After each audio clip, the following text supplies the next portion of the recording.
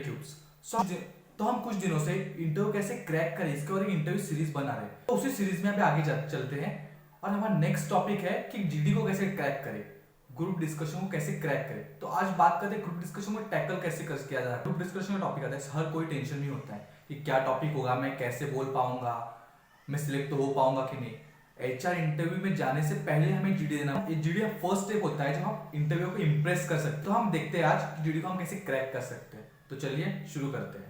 तो पहले बात करते हैं कि जीडी को ओपन कैसे करें। बहुत सारे लोग हमें ये सजेशन देते हैं कि जीडी को हमेशा आप ओपन करें ताकि पैनल आपको देखे, वो ऑब्जर्व करे आपको। हाई रिटर्न गेम है, इसमें इस स्टेप में रिस्क बहुत है। अगर आपको टॉपिक के बारे में कुछ पता नहीं हो फिर भी आप अगर डिस्कशन को ओपन करते हो तो आपकी सिलेक्शन में सबसे बड़ा बैरियर बन सकता है।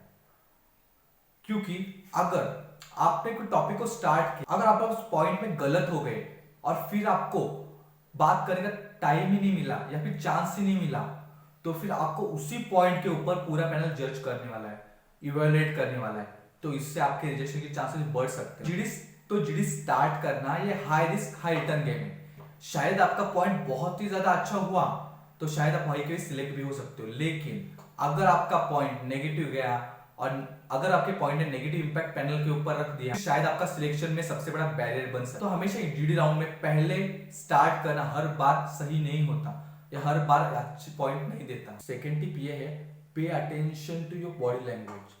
आपकी बॉडी लैंग्वेज बहुत ज्यादा इंपॉर्टेंट होने वाली है अभी, क्योंकि पैनलिस्ट आपको सिर्फ ऑब्जर्व कर रहे हैं, आप क्या बोल रहे हो, इससे ज्यादा आप कैसे बैठे हो, फिर अपना हाथ ऐसे वैसे कर रहे हो, कैसे हाथ फोल्ड करके बैठे हो या ऐसे सीलिंग को देख रहे हो कि मेरा पॉइंट ये था, कि ऐसे कुछ कर रहे हो।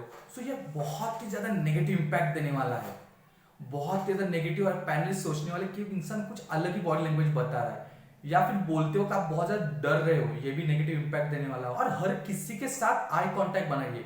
सामने वाला जब कोई पॉइंट बोल रहा हो तो उसके आंखों में देखिए, ना कि आप यहाँ खुद के पॉइंट के बारे में सोचते रहिए आप उसे क्या बोलने वाले उसके बाद, लेकिन उसके पॉइंट के ऊपर भी थोड़ा बहुत ध्यान दीजिए कि वो क्या बोल रहा है। या फिर आप पेन को ऐसे घुमाते मत बैठिए, ये बहुत ज्यादा नेगेटिव इंपैक्ट रहने वाला है। या फिर ब्लैंक कहीं पर मत बैठिए, ऐसे मत बैठिए कि आप कुछ सुन ही रहे हो, आप बॉदर ही नहीं कर रहे हो। सो ये भी एक नेगेटिव इंपैक्ट। बॉटम लाइन में ये कह सकते हैं कि make eye contact with everyone while you are speaking and while others are speaking। मतलब जब आप खुद बात कर रहे हो तब भी आई कांटेक्ट कीजिए और तभी भी आई कांटेक्ट जारी रखिए जब सामने वाला कोई पॉइंट बोल रहा है। पैनलिस्ट को ये एक मैसेज पहुंचा देगा कि आप बहुत ज्यादा अलर्ट हो। थर्ड टिप ये है कि be polite to your fellow speakers.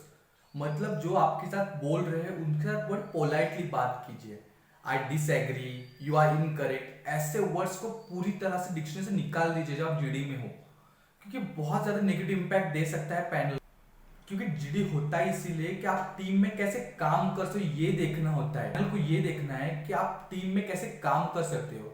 अगर आप उसमें ईगो आपका बीच में ला रहे हो और सामने वाले का पॉइंट बीच में से काट के उसे बोल रहे हो मैं कंप्लीट डिसएग्री करता हूँ, या फिर आप पूरी तरह से गलत हो, तो ये बहुत ज्यादा नेगेटिव इंपैक्ट देगा जो कि इंटरव्यूअर होगा उससे। वो उस कंक्लूजन में पहुंच जाएगा कि ये बंदा टीम में काम नहीं कर सकता, तो शायद इस पोस्ट के लिए गलत बंदा है, तो आप डिसएग्री भी हो सकते हो। So be polite with your fellow speakers. Tip ये है, use your points wisely. Points को ठीक तरह से बोलिए और उसमें कुछ स्टैटिस्टिक यूज कीजिए, कुछ फैक्ट यूज कीजिए जिससे वो वैलिड पॉइंट हो जाए। आपको कुछ भी पता हो और आप सिर्फ बोल रहे हो, ये मैटर नहीं करने वाला। यहाँ पे क्वांटिटी बिल्कुल मैटर नहीं करने वाली, यहाँ पे क्वालिटी मैटर कर रही है।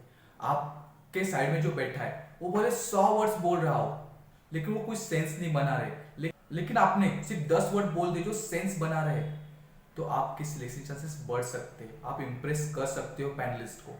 या फिर आप फालतू में कुछ बातें करते बैठे, सो ये बहुत ज्यादा नेगेटिव इंपैक्ट देने वाला है पैनलिस्ट के ऊपर और आपको रिजेक्ट भी वो कर सकता है।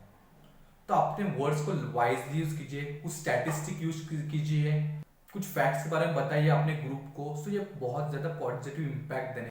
नेक्स्ट और सबसे इंपॉर्टेंट टिप है, बी अ गुड लिसनर। आपको सिर्फ स्पीकिंग के ऊपर जो पॉइंट आप बोल रहे हैं उसके ऊपर फोकस नहीं करना है, आपको फोकस उसके ऊपर ही करना है कि सामने वाला क्या बोल रहा है।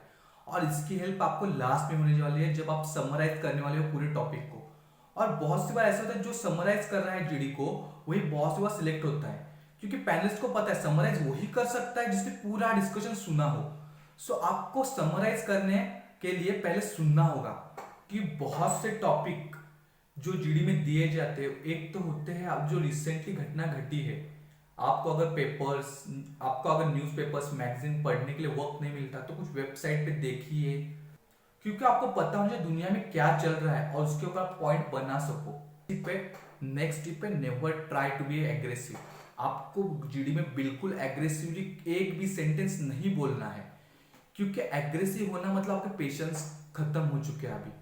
और आजकल के जो जॉब चल रहे हैं उन जॉब्स में पेशेंस होना ही चाहिए हर इंसान में। सो आप अगर एग्रेसिवली कुछ बोल देते हो तो शायद आपको वही के वही आप समझ लेना कि मैं जॉब से हाथ धो चुका हूं, क्योंकि चांसेस है ही नहीं कि आप बहुत ज्यादा एग्रेसिव हुए तो ये बहुत ज्यादा नेगेटिव मैसेज देने वाला है इंटरव्यूअर को या फिर पैनलिस्ट को। सो एग्रेसिव आपको जीडी में बिल्कुल भी नहीं होना है। नेक्स्ट है avoid to be a part of fish market. कभी कभी जीडी एकदम वर्स्ट कंडीशन में चलते, हर कोई चिल्ला रहा होता है, तब आप उसे अवॉइड कीजिए कि आप उस ग्रुप में नहीं हो जिसमें वो सब चिल्ला रहे हैं। क्योंकि जीडी सिर्फ आपके थॉट्स को जानने के लिए होता है, आपकी कम्युनिकेशन स्किल्स को जानने के लिए होता है। दूसरे के पॉइंट को आप कैसे गलत साबित करो इसके बारे में जीडी नहीं है।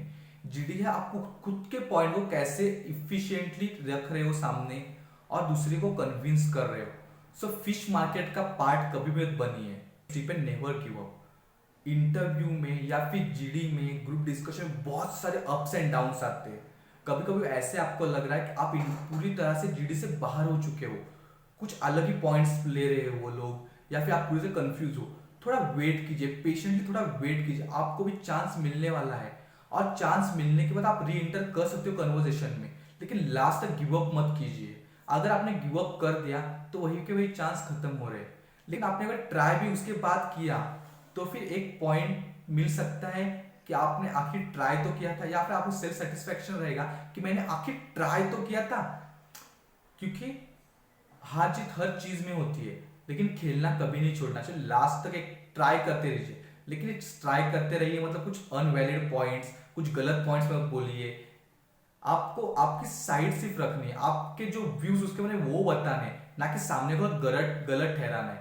क्योंकि ग्रुप डिस्कशन और डिबेट में बहुत बड़ा अंतर होता है, ये समझ लीजिए। बहुत सारे कैंडिडेट्स को यही पता नहीं होता कि ग्रुप डिस्कशन और डिबेट्स अलग अलग होते हैं। बहुत से लोग डिबेट करना शुरू कर देते हैं कि मेरा पॉइंट कैसे सही है और तुम कैसे गलत हो, यही बताना शुरू कर देते हैं, लेकिन ये बहुत ज्यादा नेगेटिव इंपैक्ट देता है।